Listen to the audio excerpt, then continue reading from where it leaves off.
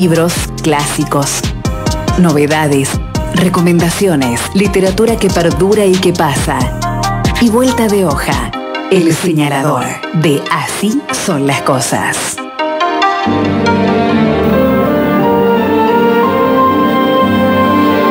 Hola Ricardo, ¿cómo le va? ¿Qué tal? Bien, bien. Aquí con los libros sobre Bajo el brazo. tapete. Bien. Bueno, y con los recuerdos de alguien que seguramente, como casi todo el mundo, fue lectora antes que escritora, pero que ahora lo es y que tiene una obra que se despliega a lo largo de muchos años y que hace poco se amplió con la publicación de un nuevo libro. Estoy hablando de Elda Durán, quien nos cuenta de sus recuerdos lectores, de sus vivencias, de lo que le ha dejado la lectura en su vida.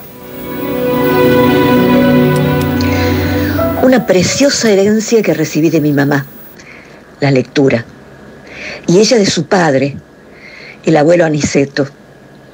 Su imagen suele presentarse en mis sueños, sentadito en la galería, leyendo. Para mí resulta imposible recordar cuál fue el primero, el que me impactó.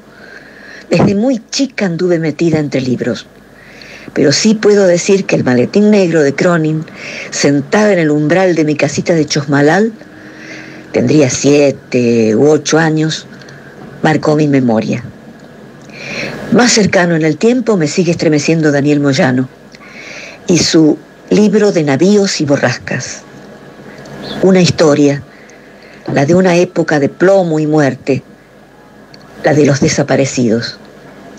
Y es esa palabra, la infamia del poder que abrió la herida más grande en nuestro país, la que define la trama de una novela magistral, tan injustamente olvidada, igual que su autor, en los claustros de la literatura académica. Es el libro que llevaría a una isla desierta, como suelen preguntarte, pero trataría de poner en la mochila, escondidas, a Clarice Lispector y sus descubrimientos, las crónicas que publicaba en O Globo, y le regalaron al diario un aumento asombroso en la tirada. Y a ella, la crítica más feroz y arbitraria, que terminó con su expulsión y también con su vida. ¿Cómo se puede prescindir de Rodolfo Walsh y el violento oficio de escribir, o sus cuentos irlandeses, o la magia de María Elena Walsh, que cambió para siempre la literatura infantil? Bueno, lo dicho, imposible elegir un libro. No me perdonaría olvidar a Cortázar, el más grande, sin duda, de los escritores argentinos. Por ejemplo, hay tanta palabra dando vueltas por el mundo. Mejor, mucho mejor, seguir recorriendo el camino página a página. Y las elecciones las dejamos para un buen menú.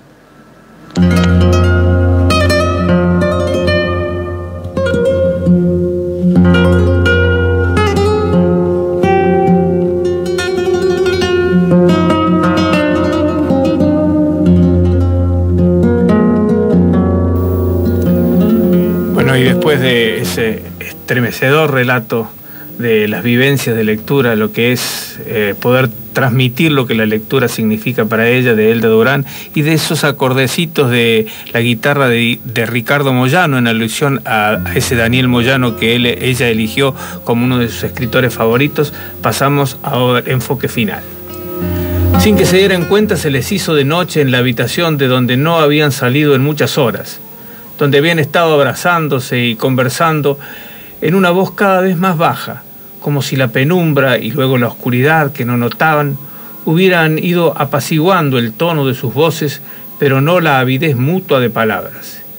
Igual que se había apaciguado el modo al principio perentorio en que se satisfacían y simultáneamente alimentaban su deseo, cuando regresaban caminando bajo la nieve y el frío de la taberna irlandesa donde habían almorzado, el pie descalzo de ella buscándolo con desvergüenza y sigilo bajo el amparo insuficiente del mantel, casi la persecución en el ascensor, ante la puerta, en el pasillo, en el cuarto de baño, la ropa arrancada con una delicada furia de impaciencia y las bocas mordiéndose mientras su doble respiración crecía en el calor de la habitación a media tarde, en la luz listada de las persianas que dejaban entrever al otro lado de la calle una hilera de árboles con las ramas peladas cuyo nombre ella no supo decirle.